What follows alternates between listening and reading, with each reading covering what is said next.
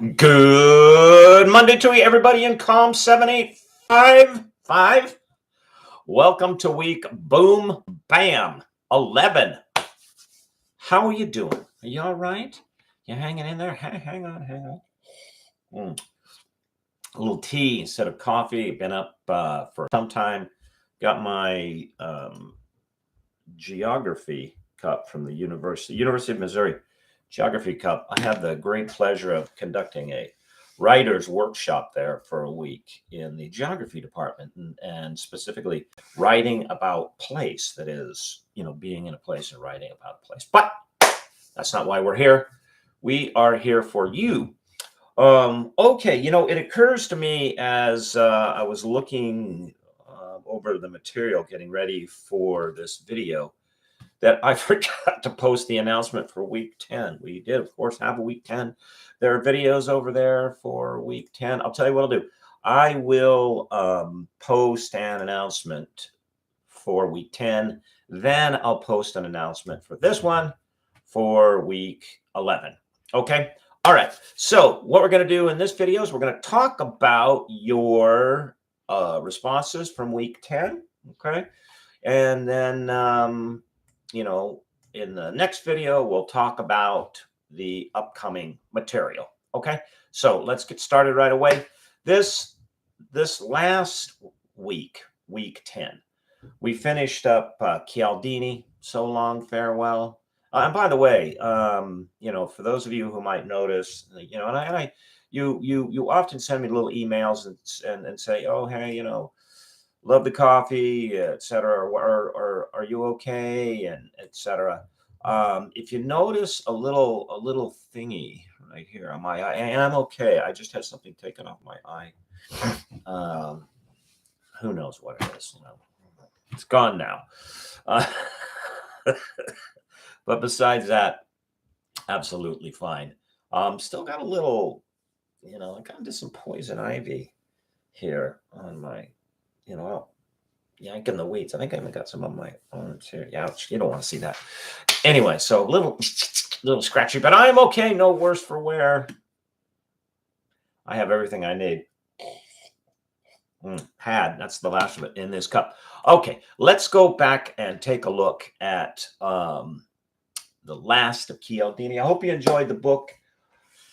If you don't have, I'm looking up on my shelf for another book. If you do not have Cialdini's Influence, make sure that you get that, because the Persuasion and Influence go together as companion books. And these are works that you can have around and reference as you move through your career. All right. Question number one. Summarize Wilson's 6 rules for ethical decision making. And yeah, we also read from Wilson et al. How might you apply these? Either some or all of the rules, and they're really steps. They're not rules. Like, this is what you do by way of ethical behavior. How might you apply this to exercises like embracing diversity? Which this has been this for those that think the push on diversity is new. And you hear sort of terminology like woke and so on and so forth. It's not really new. This has been an issue since the formation of this country. I mean, that's why I'm looking for a coin here or a bill or something. Yeah, that's why we stamp on the money e pluribus unum, from many one, is to remind ourselves that we have a greater identity than all of these individual identities.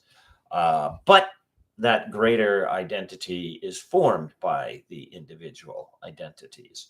So this has been a feature of the country for a long time, and communication has played a significant part. I think I mentioned in a video back a little bit. Excuse me, I've got just a horrendous chap on my lip here from being out on trail. I just got burnt to a crisp. I think I mentioned in a couple of videos back that when communication technologies like the telegraph were being created, NPR in its earliest manifestations. I don't listen to it anymore. It's just ridiculous. I mean, it's a parody of itself. In its earliest manifestations, the point of these things was to connect the isolated parts of the country to the populated parts of the country, namely the rural sections to the urban sections. You know, whether that's still the case, I don't think so. I think there's a balkanization. But let's go back to Wilson. Okay, Dominique, I like what you had to say here. Wilson's 6 rules for ethical decision making are: make your ethical decisions now, develop empathy, take time to think things through, call a spade, recognize that every action and decision has an ethical component, and establish a freedom fund. And didn't you think that, or did you think that freedom fund rule was an interesting one? I mean, if possible, well, it's always possible. Make sure that you set something away by way of savings. So this has got nothing to do with communication. Okay. Because as he points out, when you become economically stressed, this impacts your ability to make ethical decisions. When I was, during residency, when we were talking, I think I mentioned Thomas Jefferson and the initial drafting of the Constitution, which wrote slavery out of the laws of the land. Now, Jefferson himself would have benefited from listening to Wilson, because although he found slavery repugnant, he had gotten into such dire economic straits that he could not end his economic dependency on free labor. And this caused a lot of complications for him. Okay, so I thought that was interesting. All right, anyway, back to you, Dominique. These steps are important to embrace diversity because they provide a guideline that respects others and promotes truthfulness. Having empathy for others will take you a long way. We all have been taught for every action there's a reaction, and we're responsible for how we conduct ourselves. Another lesson we learned since growing up is think before we speak. And I really like that that last part of your answer, Dominic. You're absolutely right.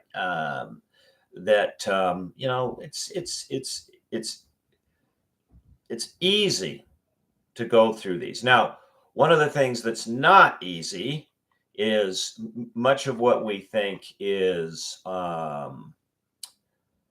something that's racially motivated or so on and so forth. This is competition behavior. That is, we live in a dominance hierarchy, and within that hierarchy, we are always competing with each other, and people will adopt behaviors to give them a power advantage. Now, I'm not saying this is a good thing, and I'm not saying, it's a free-for-all. That's not my point. My point is, as a communicator, learn to recognize the difference between, say, someone that is genuinely intolerant, and that's usually grounded in fear. All right. Back to the discussion we had during residency. That is the erroneous extension of a singular, or maybe one or two episodes, and that becomes the sign, the symbol within the mind, then to the reaction. Because remember, I said both the positive and negative aspects of this hardwiring in the brain of the assigning of signs to behavior and thought is, it's positive, it saves a lot of mental energy. It's negative, it saves a lot of mental energy. It leads to these, the expression is knee-jerk reactions. There's not an evaluation, right?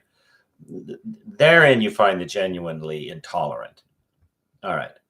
Now, be able to distinguish that as a communicator between that and those that are using words and actions to push themselves up the power hierarchy. I'm not saying that you tolerate, the one and not the other. That's not the point.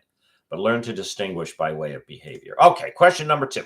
What, according to Wilson et al., is the relationship between the shifting landscape of communication media and unethical behavior, such as fake news? In answering this question, be sure to explain what Wilson et al. Meant by fake news. Okay, Daryl, always love you, man.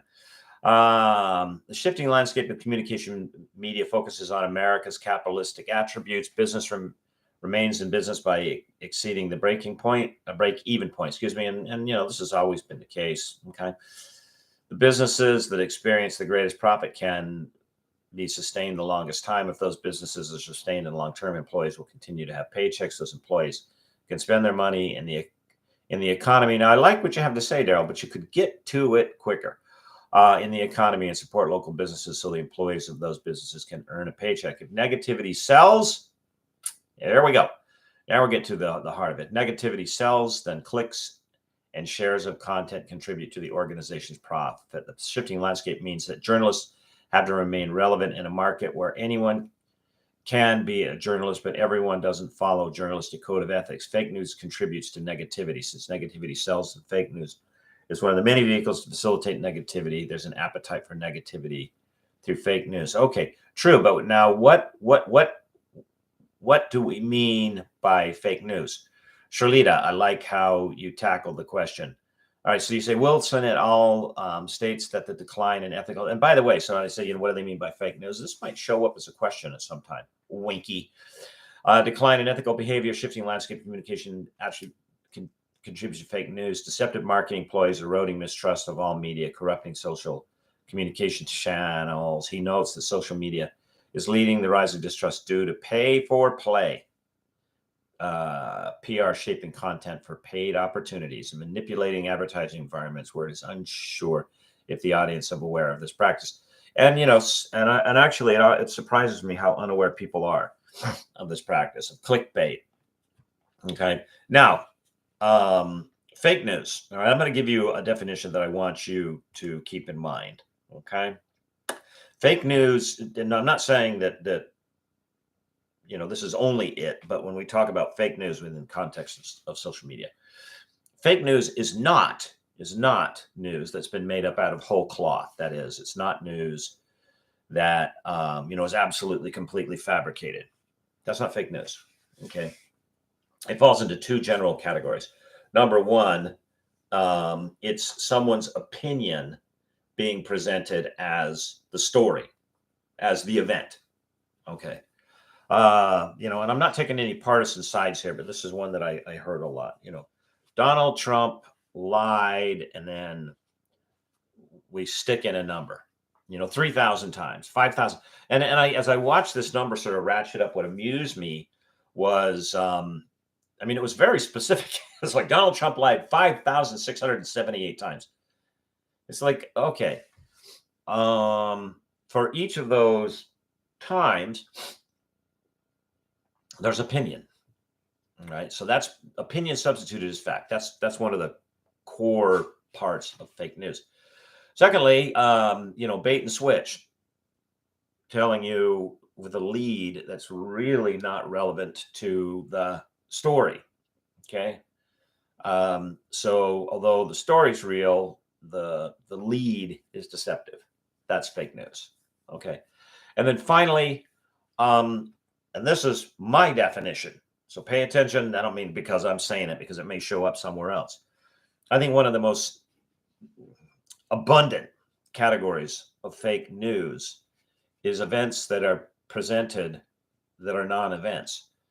And the meaning of news has just been flattened out. News meaning information that's pertinent to you, that's important to you, that you need to have in order to move through your life and function as a citizen. Moving information from one place to another, that's not news. Who wore what at an event? Unless you're in the fashion industry, that's not news. Who felt emotionally distressed? That's not news. This is a common human experience. Simply moving information around, saying, well, over here, this happened. Let me tell you about it over there. That's not news. That's fake. All right. Okay. Question number 3. Explain what Cialdini meant when he wrote, "Those who cheat for you will cheat against you." That's a pretty straightforward one. In fact, I'll go back to you again, Sherlita. In explaining organizational dishonesty and poor employee performance, Cialdini cautions leaders when shaping an ethical environment, stating that those who cheat for you will cheat against you. If leaders encourage employees fraud, misconduct, or even allow it, all right. The third tumor of organizational dishonesty, committing the first offense, Those who cheat for you will reap what they sow. They will cheat against you. The Bible also warns, and I like that you did this. Do not be deceived. God cannot be mocked. A man reaps what he sows. Yeah. Excellent. Right on. So if I mean, I think the reason yours popped out to me, Shrita, I remember you showing me, and for those of you who didn't get it, while we were in residency, she was getting work from her boss, and one of the things that she got was a communique that had to go out, and it was just terrible. It was written badly. It was grammatically incorrect. It was just bad. Now, in this case, Shrita, you're not the boss, all right? But then really puts you in a bind, in a dilemma, because if you allow, and this isn't strictly cheating, all right? So there's not apples to apples, maybe apples to oranges here. But if you allow this bad behavior, this poor representation of your department to go out, are you enabling an individual to continuously poorly represent the department and those who are in it, like you? You were always running that risk. All right. Just get rid of them. Okay. Final question, number 4. Explain why Cialdini likens organizational tolerance of unethical behavior to cancer. Do you agree? Ranesh, I like what you're doing here. I agree with Cialdini on unethical behavior is like cancer. First, organization's culture of deceit and wrongdoing leads employees to question the value to behave unethically towards their colleagues, creating tension and conflict. Yeah, as he points out, one of the things that happens right away is people are like, well, wait a minute, why should I behave ethically and honestly? And this can happen in little ways, okay?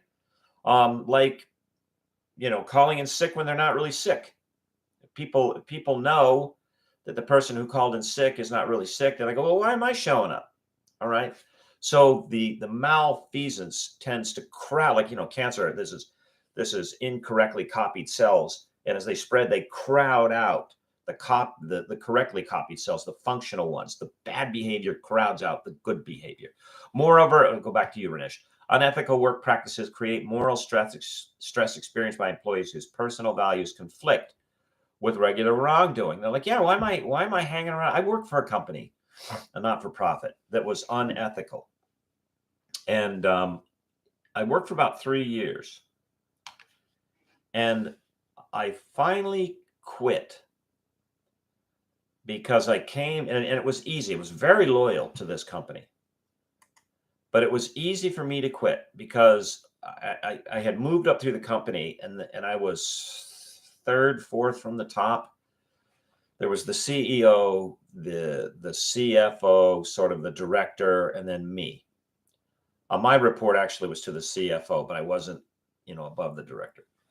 And spending time with the president of the company on his private plane and in a lot of meetings, I came to the conclusion I couldn't tell whether he was unaware of how bad the behavior was at the organization, or if he was aware and he tolerated it. But in either case, it made it easy for me to leave because I decided I didn't want to work at a place in which and he was in the office at the organization all the time. I did not want to work in which someone was so clueless as to what's going on, or where someone would tolerate the things that were going on. In either case, this was not a person I wanted to associate myself with. And so I left. Okay. So Ranesh, you end up saying these tensions impact employees' motivations and work productivity. They did mine because I split. Eventually, the employee terminates his or her employment as the stress becomes unbearable. And that's what it was for me. It just reached a breaking point where I'm like, I'm out of here. Sorry, folks. All right. Okay. Good answers, everybody. Keep on keeping on. All right. And I will see you in the next video and on Blackboard. God bless. Bye-bye.